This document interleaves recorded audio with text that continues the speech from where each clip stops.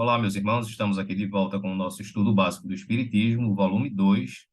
Estamos no módulo 1, Fundamentos Básicos, roteiro número 13, A Vida no Além-Túmulo, parte número 5. Essa é a última parte desse tema, não é, que nós estamos falando, e na sequência é a aula de número 95.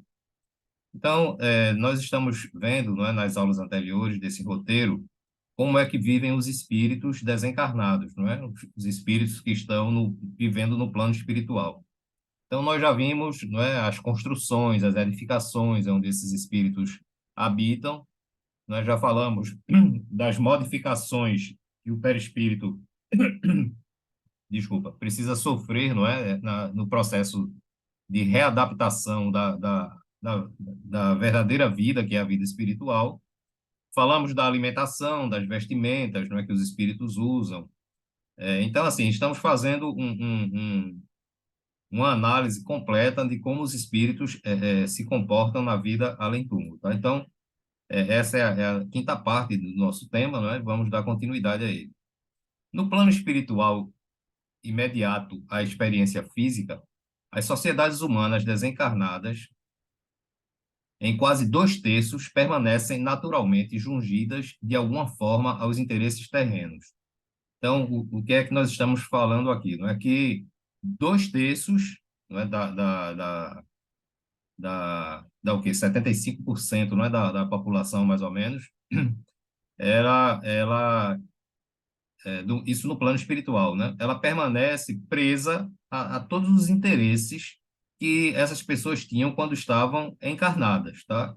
É aquilo que eu falo, ninguém toma um banho de renovação porque desencarnou. A gente continua, a desencarnação é o desligamento do corpo físico, né? O espírito, junto com seu perispírito, está ligado temporariamente, não é? Porque esse período vai expirar de um jeito ou de outro, vai ter que ocorrer o fenômeno da desencarnação, e como ele está habituado às tendências, aos gostos, aos desejos que tinha quando estava encarnado, então, dois terços dessa população vai permanecer ainda presa, de alguma forma, a esses interesses, não é? Mesmo sabendo que está desencarnado, que está no plano espiritual, mas desabituar disso daí não é uma coisa fácil, não é? Isso vai levar bastante tempo, tá certo?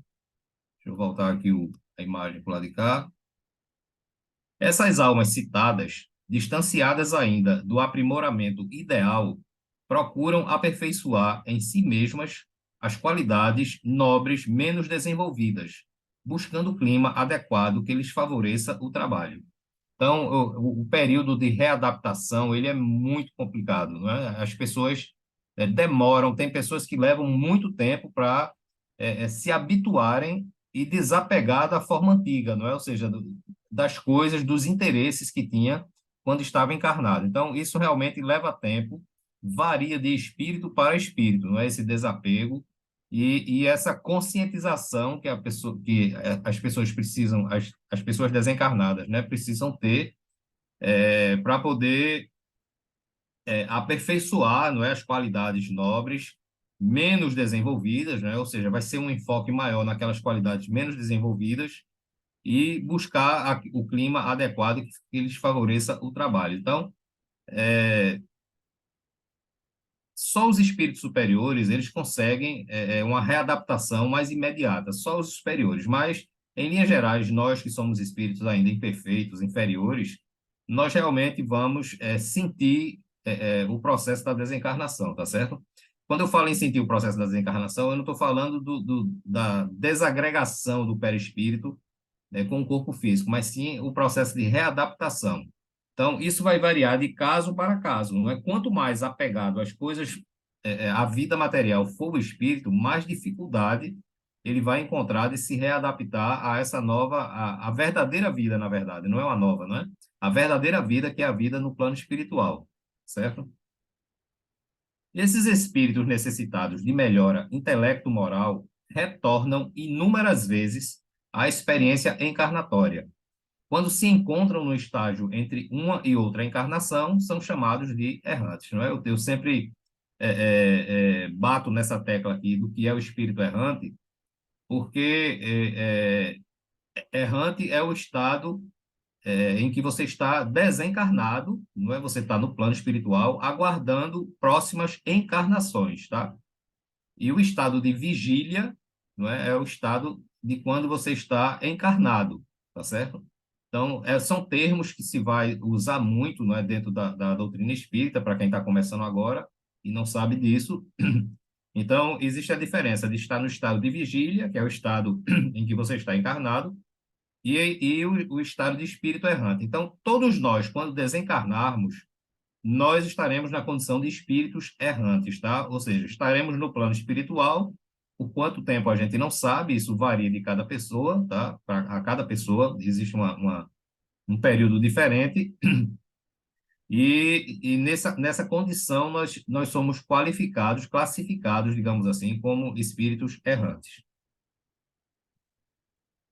Errante significa nômade, desvairado, alucinado, que não se mantém em lugar fixo, porque não possui habilidades ou recursos que capacitem a sua fixação. Então, é aquilo, né? Nós não temos experiência, nós não temos maturidade espiritual, nós não temos evolução espiritual para a gente se fixar num determinado local. Ou seja, que local seria esse? Para a gente se fixar num plano espiritual superior.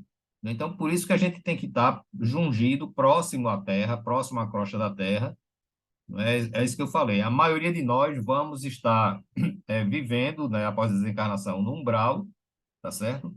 Agora, pelo fato de estar no umbral, não significa que você esteja condenado a estar no umbral inferior. Aquilo que eu já falei nas aulas passadas, né? O umbral, ele se divide em dois níveis, digamos assim. Tem um nível mais abaixo, mais inferior, que esse é o que é mais próximo ao planeta Terra, né, ao mundo físico, digamos assim, onde ali se reúnem espíritos realmente que são desequilibrados, que ainda estão presos à maldade, né, às paixões mais intensas, tá? Então, esses espíritos, por serem mais materializados, o perispírito deles, por ser mais materializado, eles se encontram mais próximo da Terra. Então, tem muitas pessoas que ao desencarnar, irão para ali, infelizmente tem. Tem outros que não são não estão nessa condição, né, tão acentuada, digamos assim, e vão para o umbral, mas porém para a região, uma região de um nível melhor, né, uma região um nível mais acima dessa região do umbral inferior, tá certo? Mas nós precisamos passar pelo umbral um tempo, e aí eu também não sei que tempo é esse, para que a nossa readaptação à condição de espírito desencarnado, para que a gente possa se readaptar a essa nova condição, tá certo? E aí a gente vai atingindo, não é? Quem sabe morar numa colônia, enfim, aí vai depender muito de cada um, tá? Do nível, da condição de equilíbrio, do nível evolutivo de cada pessoa. Então a gente não pode dizer que todo mundo vai para umbral. Eu não estou dizendo isso, tá? Mas eu estou dizendo que a maioria de nós iremos sim. Daí não precisa ter medo, e não vamos comparar o umbral com o inferno. Veja, o umbral inferior, né, que é a região mais inferiorizada do umbral, esse até pode ser comparado com o inferno católico, né, que se muito se propaga por aí, tá certo? As coisas lá são bastante difíceis mesmo. Mas aí cada um faz a sua autoanálise e vê, olha, será que a vida que eu levo, né, as ações que eu pratico, eu sou merecedor do umbral inferior? Né? Então, cada um vai saber mais ou menos, não é, pelas suas ações, pelo seu modo de ser, né, de tratar as pessoas, cada um vai fazer a sua autoanálise e realmente já vai mais ou menos encaminhado, tá certo? Para que região do umbral vai. Tá? Eu espero que todos possam ir para a região, para um nível superior do umbral, tá? E não para o nível inferior. Quanto mais evoluído, menos necessidade de reencarnar. Ao se tornar espírito puro, não tem mais que encarnar, pois já atingiu a perfeição relativa. Então, a gente vai reencarnar milhares e milhares de vezes ainda, não é? Até que a gente atinja a condição de espírito puro. Só os espíritos puros não têm necessidade de reencarnar. Eles só encarnam se for em alguma missão, não é? Que eles próprios assumam uma missão. Por exemplo, Jesus, quando encarnou aqui na Terra, Jesus não reencarnou, porque as reencarnações de Jesus se deu há milhares de milênios atrás, não é? A Terra nem existia ainda, não é? Jesus evoluiu em outros mundos, em outro planeta que a gente não sabe qual é, tá certo? Mas com certeza bem mais antigos do que o planeta Terra. Então, há milhares de anos antes de a Terra surgir, Jesus já estava, quem sabe, já tinha atingido a condição de espírito puro. Mas quando atinge a condição de espírito puro, é importante que a gente saiba que a evolução não terminou aí, né? Ou seja, Jesus é um espírito puro, agora está aposentado, não tem mais nada para aprender. Não, pelo contrário, a evolução é infinita, infinita. Não existe limite, não existe. Jesus hoje é mais evoluído do que há 2.000 anos atrás. Ou seja, se há 2.000 anos atrás Jesus já era o espírito mais evoluído que nós tínhamos aqui na Terra, imagine passado 2.000 anos a mais. Ou seja, ele tá 2.000 anos mais evoluído do que era há 2.000 anos atrás, tá certo? E vai continuar evoluindo porque a evolução é infinita, tá? É importante que a gente saiba disso. Mas quando chega na classificação de espírito puro, é como se fosse assim: chegou na classe de espírito puro, aí dentro da classe de espírito puro vai ter vários níveis, né? Nível um, 2, 3, 4, 5, até o infinito, tá? Então a gente não sabe em que nível Jesus está, mas a gente sabe que ele é classificado como espírito puro. Com certeza ele está num nível muito acima, né? Como eu falei, ele já evoluiu de 2000, da época que ele veio para cá, arredondando, né? Quase 2.000 anos, ele já está muito mais evoluído do que era. Então, a gente, sei lá, o nível do centésimo, não sei. Mas ele está bastante evoluído, dentro de um nível bastante alto, dentro da classe de espíritos puros, tá? Então, esses espíritos, eles não têm mais, eles não devem mais, digamos assim, à justiça divina.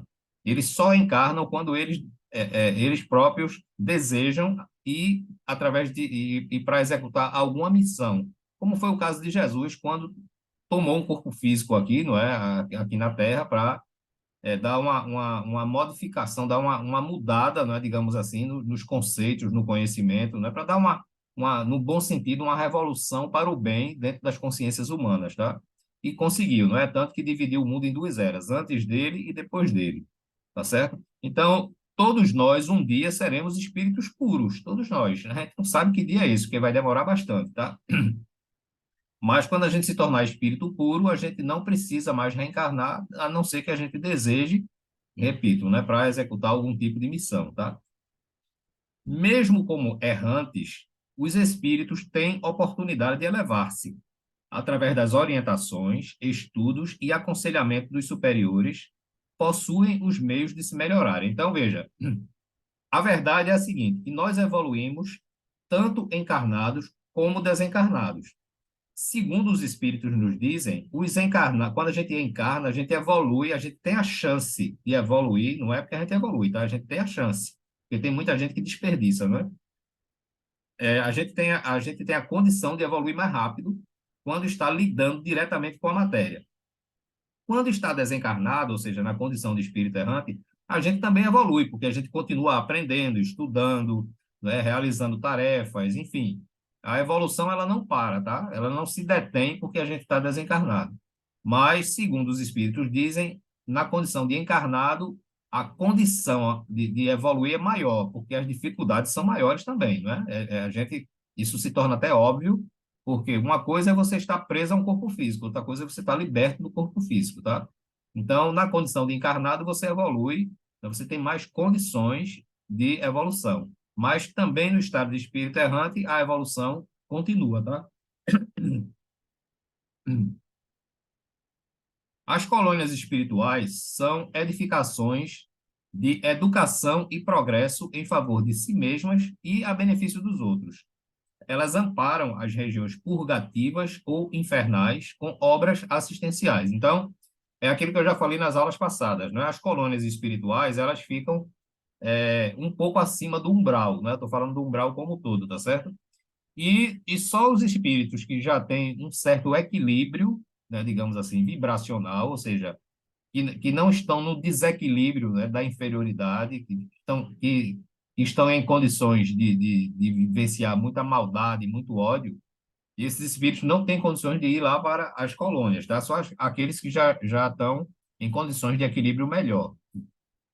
Então, essas colônias, como eu já falei, são verdadeiras cidades, né, onde você encontra de tudo. A mesma coisa que você encontra aqui na sua cidade, não é? De onde você estiver aí, tá certo? No caso aqui, eu estou aqui em Recife, as mesmas condições que você, os mesmos é, é, é, os mesmos tipos de vida que você tem aqui, você praticamente vai encontrar na colônia, porque a colônia é um sinônimo de cidade, só que no mundo espiritual, tá certo? Mas aí as colônias só vão aqueles espíritos realmente que estão mais equilibrados. Então, esses espíritos, não é, que são trabalhadores, não é, do Cristo Jesus, eles se reúnem, não é, em tarefas, em missões de obras assistenciais e constantemente eles estão visitando as regiões purgativas ou infernais, né, como eu falei, lá no umbral inferior, para tentar resgatar espíritos que já têm condições de ser resgatados, tá? É, ninguém pode resgatar um espírito que ainda não tem condições de ser resgatado. Por quê? Porque nada é feito contra a vontade, nada é feito desrespeitando o livre-arbítrio. É importante que a gente entenda que tem espíritos que estão transitando na maldade, que eles são tão ferrenhos, tão apegados no mal, que eles não querem ajuda, não é, do plano espiritual superior. E o espírito, porque é superior a ele, não vai pegar ele à força e dizer, não, você vai de todo jeito e prender ele lá na colônia até que ele fique bom. Isso não se faz, tá certo? Então, vai chegar um momento, não se sabe quando, que esse próprio espírito vai pedir ajuda. Então, quando ele pede ajuda, que ele realmente tem condições, que ele está sendo sincero realmente, porque os espíritos superiores sabem ler essas pessoas, não é? Esses espíritos, e sabem quando eles estão realmente desejando mudar de vida, sair daquela condição. Então, esses são resgatados, tá certo? Então, constantemente, diariamente, as colônias estão enviando equipes, não é, para visitar, percorrer essas regiões purgativas, né, conhecidas como infernais, não é, para ver e resgatar aqueles espíritos que já têm condições de serem resgatados, tá? No plano espiritual, o grupo familiar obedece à afinidade, em que o liame é espontâneo. Então, diferentemente da gente aqui no plano físico, que a gente reencarna numa família, que é por afinidade, logicamente, tá certo? Mesmo que essa família seja desestruturada, mas há uma afinidade entre aqueles espíritos, não é? Ela é desestruturada por causa da inferioridade dos espíritos, mas que existe uma afinidade entre eles. No plano espiritual, no caso assim das colônias, dos espíritos que já estão em condições melhores de evolução, digamos assim, não são espíritos superiores, eu não estou falando de espíritos superiores, mas espíritos que estão numa condição evolutiva bem melhor do que a da gente, tá? Estão num degrau acima, ou dois, digamos assim. Então, a reunião se dá pela afinidade, logicamente pela simpatia nesse caso, né? Porque a afinidade pode ser antipatia também, tá? Mas nesse caso, desses espíritos que estão numa condição de equilíbrio acima da nossa, eles se reúnem por uma afinidade através da ligação da simpatia, né? E aí eles formam grupos familiares, tá? Porque não existe o parentesco consanguíneo aí, no caso de um espírito desencarnado, nem tem sangue, né? Na verdade, não pode existir laços sanguíneos entre espíritos desencarnados. E muitas vezes essa afinidade, ela, nesse grupo que se reúne, podem ser espíritos que tiveram a mesma encarnação conosco, um pai, uma mãe, um irmão, um primo, enfim. Mas a maioria desse grupo familiar são de espíritos afins, simpáticos, que não necessariamente tiveram alguma encarnação juntos, não é? Ele se dá pela afinidade mesmo, né? Pela forma de pensar, que são semelhantes, pela forma de agir, pelos gostos, uma série de coisas, tá? Então, o liame, ou seja, o que liga esse grupo familiar, ele é espontâneo, ele não é uma coisa criada, provocada, tá certo? Existe o espaço das nações, com suas comunidades, idiomas, experiências e inclinações, inclusive organizações religiosas típicas, com missionários de libertação mental para que a renovação se expanda sem choque. Então, veja, como eu falei, a colônia ela é uma cidade. Lá você vai encontrar templos religiosos budistas, católicos, evangélicos, templos espíritas. Por quê? Porque eu já disse isso aqui nas aulas anteriores, não é? Ninguém se torna espírita porque desencarnou. Olha, nem todo espírito desencarnado é espírita, tá? Então, por exemplo, uma pessoa que da igreja evangélica, quando ele desencarnar, ele vai continuar sendo um evangélico. Ele não vai se tornar espírita porque está desencarnado, não, tá? Então, repito, nem todo espírito é espírita, tá certo? Nem todo espírito é espírita. Mas aqueles espíritos que eram espíritas quando desencarnaram continuam sendo espíritas. Então, tem pessoas que são tão apegados à religião, não é? Não, porque eu sou católico, eu sou evangélico e tal, que eles ficam até assustados, né, quando a gente fala dessas coisas, porque eles acham que quando chegarem lá, eles vão ter que, olha, eu só vou entrar na colônia porque isso aí foi o espiritismo que ensinou e para entrar na colônia tem que ser espírita. Não, ninguém vai pedir um crachá, não é nenhum atestado registrado no cartório lá do plano espiritual de que você é espírita para poder entrar numa colônia. Ninguém está preocupado se você é católico, se você é evangélico. Porque os trabalhadores do bem, os espíritos que trabalham para o Cristo, eles não estão preocupados com o título de religiosidade. Isso só quem se preocupa somos nós, que somos imperfeitos ainda, inferiores, né? Mas os espíritos superiores não estão preocupados se você é católico, se você é crente, se você é espírita, não. Tá certo? E, aliás, eles não estão nem preocupados se você acredita em Deus ou não. Eles não estão preocupados com isso, porque a única coisa que move aos espíritos do bem a agir em benefício de outros é o amor que prevalece no coração deles. Né? Para eles, o que importa é que você é um filho de Deus. Isso é o que está em primeiro lugar. Se você é um filho de Deus, você é irmão deles, tá certo? Mas a sua cor, a sua raça, o seu gênero, o tipo de religião, o time que você torce, enfim, nada disso é levado em consideração para os espíritos superiores. Então, quem professa uma religião diferente do espiritismo pode ficar tranquilo, que se tiver merecimento, vai para a colônia do mesmo jeito, tá? Não vai ser exigido absolutamente nenhum tipo de juramento, né, que a partir daquele momento você se torna espírita, ok? Então, lá nas colônias você tem os espaços das nações, não é? Então, franceses, americanos, britânicos, alemães, japoneses, africanos, enfim, essas pessoas, quando desencarnam, elas vão para os seus espaços, não é? Como existe o espaço do Brasil também, para que essas pessoas não sintam tanto a dificuldade de se readaptar. Porque imagine, você é um japonês e desencarna e vai ficar lá no meio de espíritos que só falam português, são brasileiros. Então, a dificuldade vai ser bem maior, tá certo?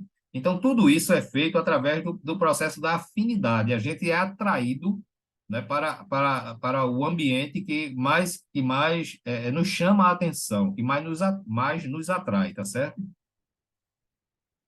Com 2/3 de criaturas ainda ligadas aos núcleos terrenos, encontramos 1/3 de espíritos relativamente enobrecidos que se transformam em condutores da marcha ascensional dos companheiros pelos méritos com que se fazem segura instrumentação das esferas superiores. Então, veja, no início aqui da aula, eu falei que nós temos 2/3 dos espíritos, que são o quê? 75%, não é? Mais ou menos, 80%, sei lá. Eles estão presos, né, como nós, ligados ainda aos hábitos que nós temos enquanto encarnados, tá? Mas 1/3, ou seja, 1/3 desses espíritos, eles já são relativamente superiores a nós. E são esses espíritos que trabalham para o nosso progresso, não é? Que nos socorrem, que nos inspiram, que nos instruem, que nos auxiliam, que nos resgatam, não é? Que nos recuperam, enfim. Enquanto 2/3 está preso ainda a essas coisas, 1/3 já atingiu uma condição melhor e eles são os trabalhadores do Cristo Jesus, tá certo? Então, com isso, a gente encerra essa aula sobre a vida no mundo espiritual, não é? Como a vida no além-túmulo, tá? Essa é a última parte, como eu falei. E, na sequência, nós vamos falar agora de uma forma mais específica, né, das regiões de sofrimento, né, as regiões inferiores do umbral, e vamos falar também das regiões mais equilibradas, para a gente fechar essa parte do plano espiritual. Né? Tudo isso que nós estamos falando refere-se ao plano espiritual. E depois a gente vai entrar no plano físico, né? Vamos falar das reencarnações, como é que se processa a reencarnação, a lei de causa e efeito, uma série de coisas, não é? Dentro de todo um programa que nós acompanhamos, que nós seguimos aqui, tá certo? Então, um bom fim de semana para todos. Encerramos por aqui. Fiquem todos na paz.